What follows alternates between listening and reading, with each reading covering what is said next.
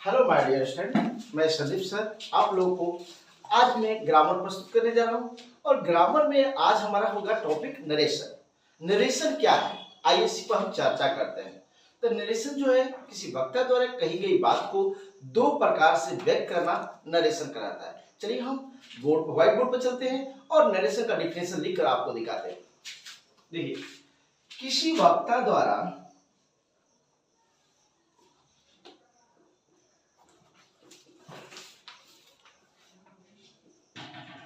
कही गई बात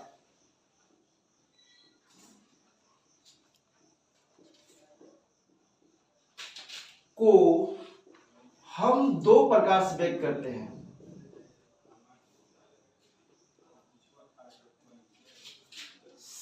व्यक्त करते हैं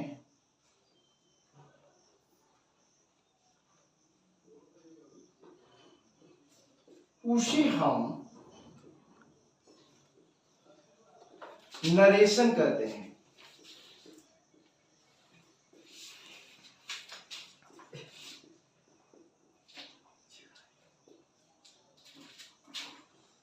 देखो बच्चों, किसी वक्ता द्वारा कही गई बात को हम दो प्रकार से व्यक्त करते हैं, उसे हम नरेशन कहते हैं। जैसे में बात करते हैं हम, जैसे में बात किया जाए direct speech,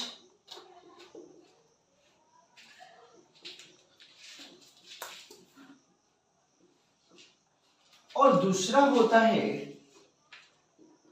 indirect speech. Indirect speech, देखिए पहला जो होता है डायरेक्ट स्पीच होता है, दूसरा जो होता है हमारा इनडायरेक्ट स्पीच होता है। डायरेक्ट स्पीच के हिंदी में नहीं होता है प्रत्यक्ष कथन।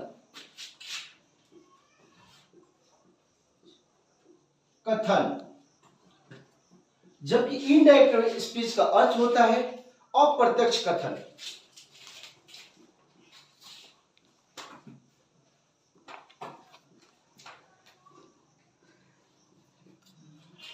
माय डियर स्टूडेंट, अब हम आपको बताने जाएंगे कि डायरेक्ट स्पीच किसे कहते हैं। तो सबसे पहले हेडिंग डालते हैं हम लोग डायरेक्ट स्पीच।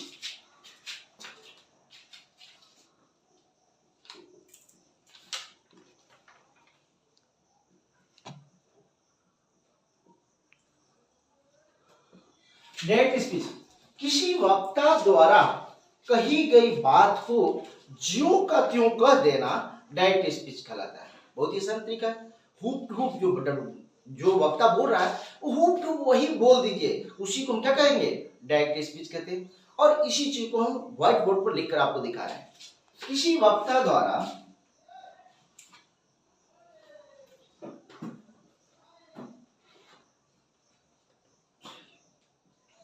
कही गई बात को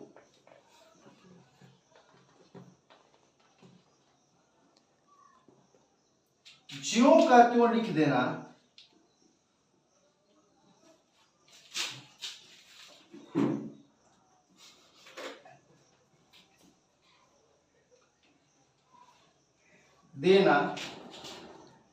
डायरेक्ट स्पीच कहलाता है।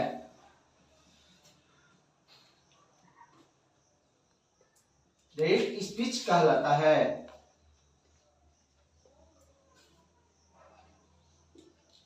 देखो बच्चों, हम लोग बोर्ड की ओर देखते हैं और फिर से डिफिनेशन को रिपीट कर दे रहे हैं। डायरेक्ट स्पीच किसे कहते हैं, तो हम बोले किसी वक्ता द्वारा कही गई बात को ज्यों का त्यों लिख देना या कह देना डायरेक्ट स्पीच कहलाता है। फॉर एग्जाम्पल,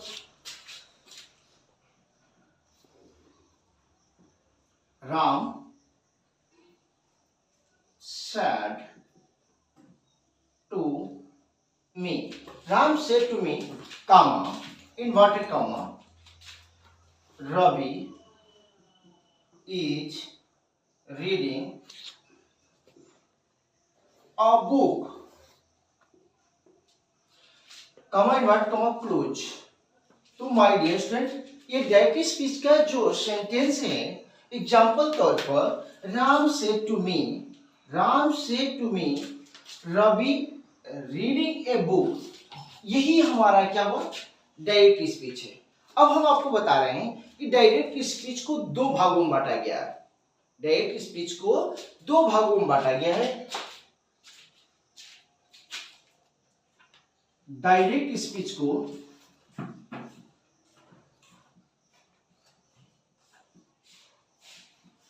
दो भागों में बांटा गया है।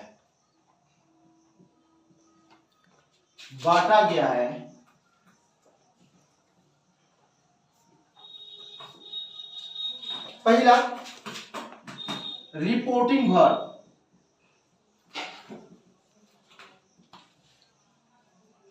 दूसरा होता है रिपोर्टेड पार्ट।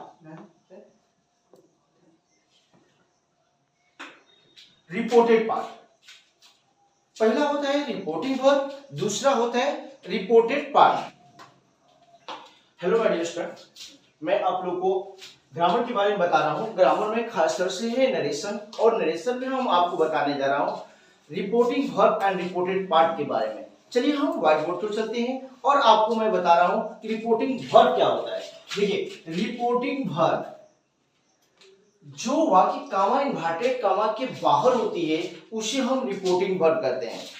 जो वाक्य कामा इन्वर्टेड कामा के बाहर होती है उसे हम रिपोर्टिंग वर्ब कहते हैं।